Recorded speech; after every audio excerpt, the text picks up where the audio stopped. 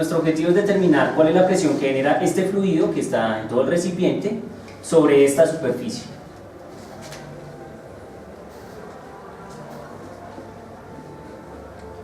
O sea, sobre la parte inferior del recipiente. ¿Sí estamos? Sí. ¿Qué conocemos nosotros que genera ese fluido? Pues tenemos aquí primero que ese fluido se encuentra o tiene una altura h respecto a la superficie del recipiente o tanque. ¿Sí estamos? Eso es lo primero que nosotros conocemos. Otra cosa que conocemos que la densidad de nuestro fluido es ρ constante. ¿Eso qué quiere decir? Que si es agua, es densidad del agua, que si es sangre, es densidad de la sangre, y que en promedio la densidad es ¿qué? Constante. ¿Sí estamos? Eso es importante. Bien.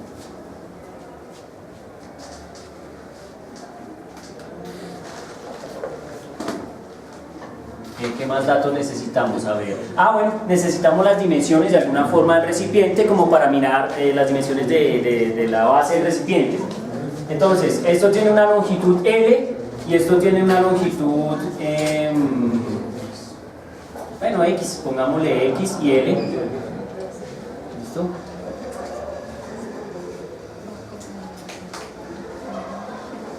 Bien. Pregunta, ¿hasta ahí está claro? Ese es nuestro problema. Ese es nuestro problema a resolver.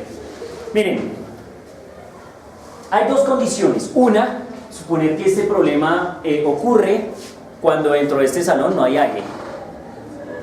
Y otra, muy diferente, cuando dentro del salón hay ¿qué? Aire. ¿Sí estamos? Cuando en el salón no hay aire, nada afecta al fluido desde arriba. Pero cuando hay aire, sí lo hace. Tan es así que entonces ustedes han oído hablar de ese concepto, que es el concepto de presión ¿qué? Atmosférica. ¿Estamos de acuerdo? O sea que las capas de aire que tenemos encima nuestro generan un efecto de ¿qué? De presión. Y no solo lo hacen sobre nosotros, sino también lo hacen sobre pues, cualquier estructura que esté en contacto. ¿Estamos de acuerdo?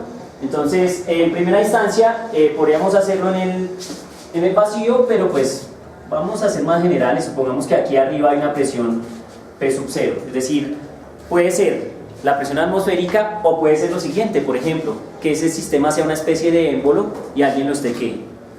Empujando hacia abajo. Y no genera una presión P sub 0 inicial. ¿Cuánto vale? No sé, P sub 0, lo que sea. ¿Sí estamos? Ok.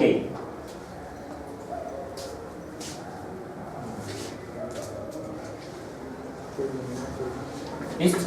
Entonces, resolvamos nuestro problema. ¿Cómo se resuelve?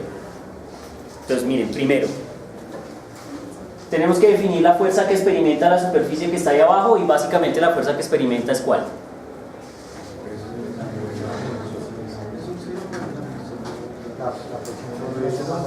Despacio, despacio, me pongo nervioso todos al tiempo. A ver, mi hermano, ¿qué fuerza experimenta?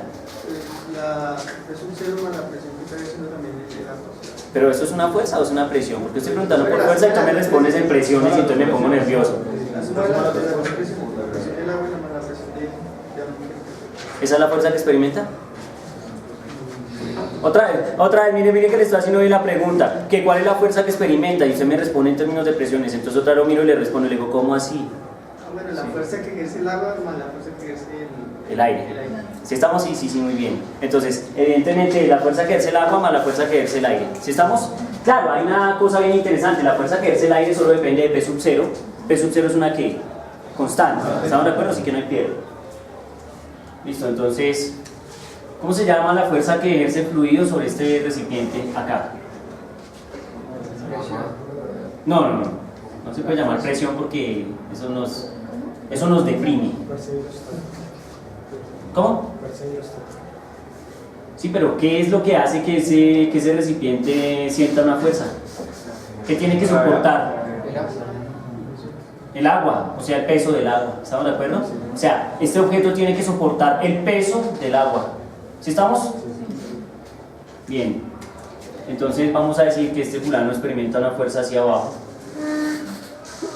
que es lo que nosotros denominamos el peso del agua. ¿Listo? Entonces el peso del agua, que lo voy a llamar W, puede ser, va a ser igual a la masa que hay aquí de agua, pongámosle M mayúscula, ¿por la qué? Por la gravedad. Miren, aquí yo siempre hago salvedad y se lo digo a todos y mirándolos a la cara. Yo no he dicho en qué planeta vivo. Así que ¿cuánto vale esa gravedad? Pues lo que se me dé la gana.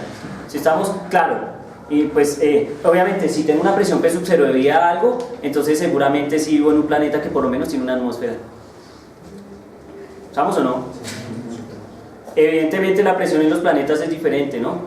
En Mercurio es diferente, o en Venus, y entonces hay que tener cuidado. Pero lo que hay que conocer es la gravedad de ese planeta. Si estamos, hay que conocer la gravedad de este planeta. Porque ahorita me va a inventar un ejercicio bien loco. Entonces tienen que tener cuidado con eso. Entonces ahora miren, pregunto, ¿está claro hasta ahí? Sí. Listo. Entonces, esa fuerza es la que experimenta esta superficie. ¿Estamos de acuerdo? O sea que ahora sí yo puedo decir, la presión debida al agua es ¿cuál? Poner así, la presión del agua va a ser igual a ¿qué? A la masa por la gravedad, ¿sobre qué? Sobre el área. ¿Estamos de acuerdo? Entonces miren, por el lado del peso tenemos eso. El peso es mg y la presión que genera el agua es mg sobre A. ¿Estamos de acuerdo? ¿Aló? ¿Sí? Ahora bien, de otro lado tenemos que hay una fuerza que mi amigo llamó fuerza del aire, si quieren, o fuerza del ambiente, no sé, ¿cierto?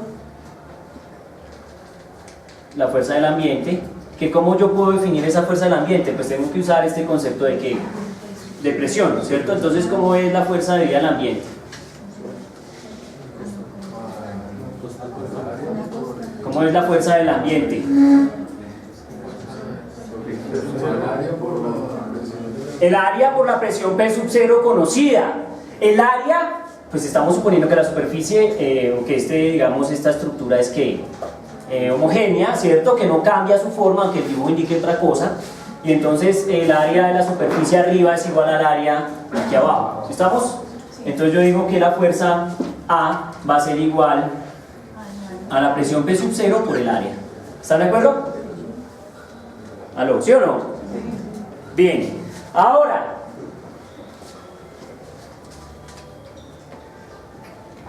la presión P sub 0 la puedo definir como fuerza del ambiente sobre el área. ¿Estamos de acuerdo? Esto pues es bastante útil saberlo porque a futuro muy cercano nos vamos a encontrar con eso. Entonces, cuando usted estaba en su curso de mecánica clásica, ¿qué era lo que tocaba hacer para determinar la fuerza neta que actuaba sobre esta superficie? La sumatoria de fuerzas, ¿estamos de acuerdo? O sea que aquí hay que hacer una sumatoria de fuerzas. Entonces dice, hagamos la sumatoria de fuerzas. Y entonces dice, la sumatoria de fuerzas en Y nos da lo siguiente, nos da mg más fuerza del ambiente. ¿Estamos de acuerdo? Masa por gravedad del agua, ¿cierto? Más fuerza del ambiente. Y eso es la suma de fuerzas en Y que yo voy a llamar fuerza neta. ¿Sí estamos? La fuerza neta que experimenta esa superficie. Ahora bien, pero nuestro objetivo no es calcular fuerzas, sino calcular ¿qué? Presiones. ¿Sí estamos de acuerdo? Presiones. Entonces, nuestro objetivo es calcular la presión. ¿Qué debo hacer para poder calcular la presión ahí? ¿Qué voy a hacer yo para calcular la presión ahí? Ya hice la sumatoria de fuerzas. ¿Sumar las presiones? ¿Qué va a hacer? Listo, quiero calcular las presiones que hago con esa ecuación que tengo ahí muy linda. ¿La divido entre el área? La divido entre el área, ¿estamos de acuerdo? El área que experimenta esas fuerzas es exactamente la misma. Aquí es A y aquí también es ¿qué? A, ¿estamos de acuerdo? O sea que es exactamente lo mismo. Entonces yo digo, bueno, listo, entonces sigamos.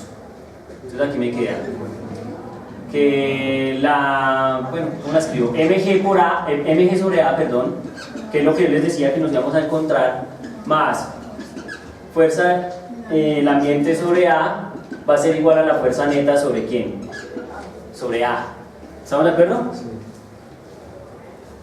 ¿Aló, hasta ahí está claro? Estamos sumando presiones. Ya estamos sumando presiones. Ahora bien,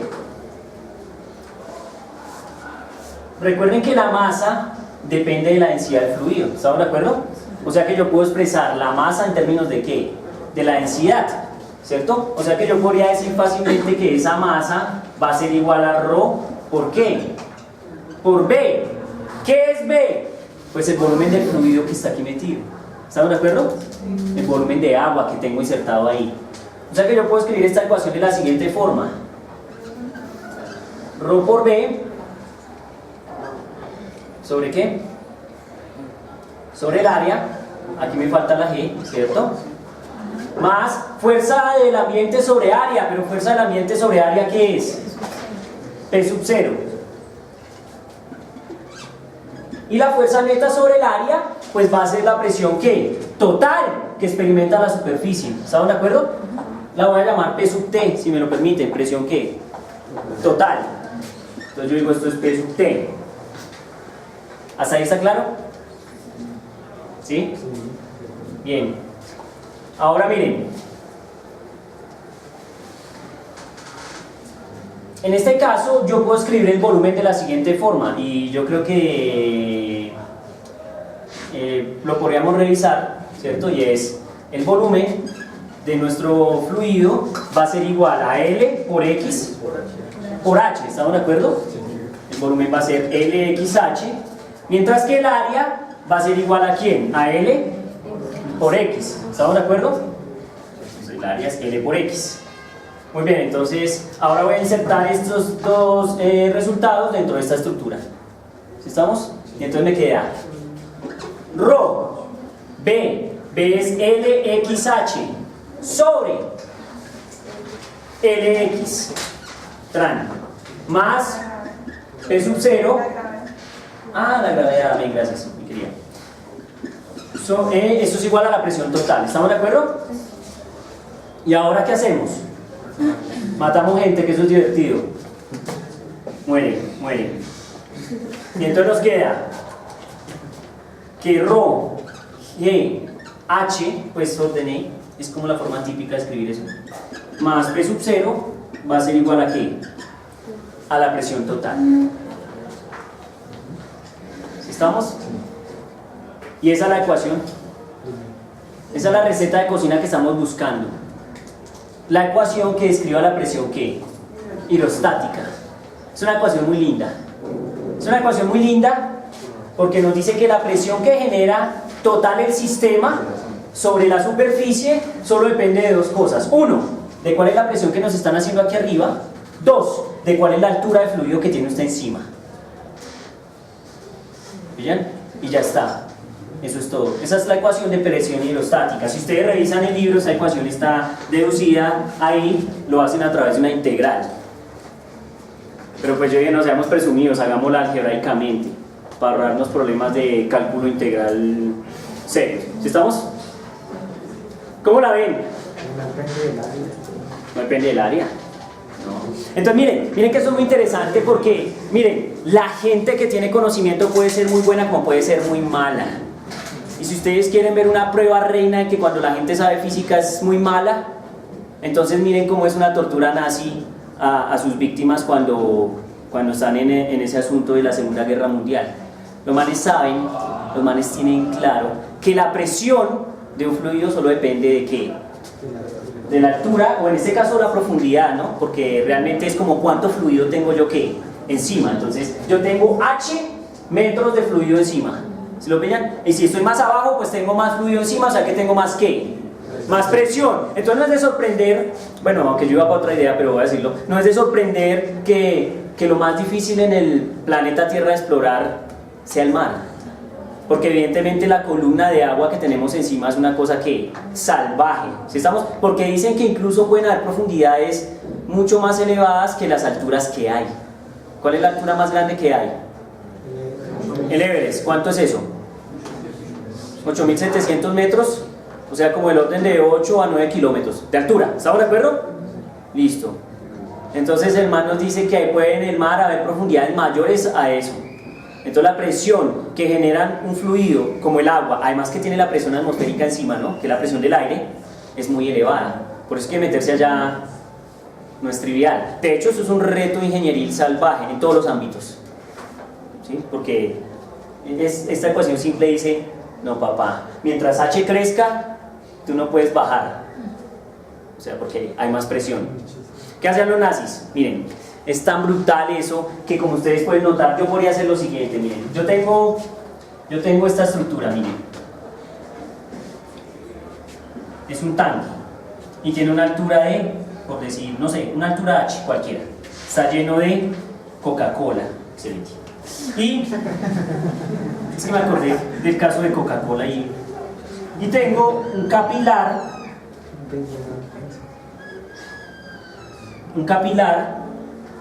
¿cierto? Que tiene la misma altura de agua. Y eso es un problema de concepto. ¿Cuál genera más presión?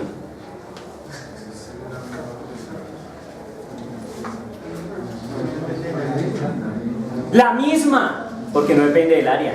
Solo depende de ¿qué? De la altura h. O sea que, ¿qué hacen los nazis? Le ponen un capilar a una persona, que eso es fácil de conseguir, en la cabeza. Y empiezan a echarle agua. Y le van echando agua. El capilar es bastante, ¿qué? Largo. Goticas no más de agua, pero como tienen la altura, genera la misma presión que un tanque de agua con la misma altura. Chun, chun, chun, hasta que eso, ¿qué? Rompe el cráneo y pues ya estás. ¿Sí lo ven? Sí, es terrible, eso es una cosa muy terrible. Pero por eso les digo, la ciencia sirve para lo que quieras, para cosas lindas y para cosas que malas. Pero entonces miren, es una forma, no sé si buena o mala, de aplicar ¿qué? Esa situación, ya eso depende de la visión que ustedes tengan, pero eso es una cosa que es mortal. ¿Sí estamos? Entonces, esa es la ecuación que yo quería que viéramos hoy, la ecuación que define la presión hidrostática. Hay otra anécdota muy chévere, miren. Esa es la anécdota que yo cuento allá en el canal de YouTube. Si ya vieron la anécdota de Niels Bohr, si no la vieron, pues más o menos la contaremos otra vez, pero así en resumen es: cuando Bohr está en la universidad, el profesor que le está enseñando pues mecánica de fluidos, entonces el tipo le dice, venga papito, existe un aparato que se llama barómetro. ¿Qué hace el barómetro? Pues medir presión, particularmente presión ¿qué? Atmosférica. Si estamos, oiga, y no, esperen que voy a cambiar de tema así. ¿Y qué colombiano hizo aportes al estudio de la presión atmosférica? Que uno diga, ese man es un dios y hizo aportes impresionantes. Y que es colombiano, chipcha salvaje, de mucho nivel. Pues es que hablé de Bohr y pues, Bohr, pero no, que quiero hablar de un colombiano. Un colombiano que dijo, miren, yo también hablo de presión, es más, hasta me invento métodos para medir presión. ¿Quién fue? ¿Quién fue? Ah, maldita sea, no puede ser posible. Me van a hacer llorar ustedes de la depresión. Y el man tiene estatua aquí afuera. ¿Quién? No, ¿cómo se llama esta universidad? Amén. Amén, ¿cierto? Francisco José de Caldas diseñó un método interesante para medir presión atmosférica. Se llama ipsometría. Y es muy simple, es muy básico. Caliéntese una olla de agua a diferentes alturas. Y dependiendo de a qué temperatura hierve el agua, usted puede hacer una relación matemática entre la temperatura y la presión. Y entonces usted puede determinar a qué altura se encuentra usted respecto al nivel del mar. No es más. ¿Sí? Ipsometría. Francisco José de Caldas. Bueno, pero volviendo a Bohr, ¿cierto? Entonces, el profesor le dice, mire, tengo un lindo barómetro. Con ese barómetro determine la altura de un edificio. ¿Por qué el profesor le decía que determinara la altura de un edificio? Pues porque miren, el barómetro lo único que necesita es medir, el barómetro no mide presión total, sino mide una diferencia. Mide presión atmosférica menos presión ¿qué? Total. Y hace ese delta y nos permite determinar ¿qué? La altura h. Eso es lo que el profesor de Bohr quiere, que el man use esta ecuación.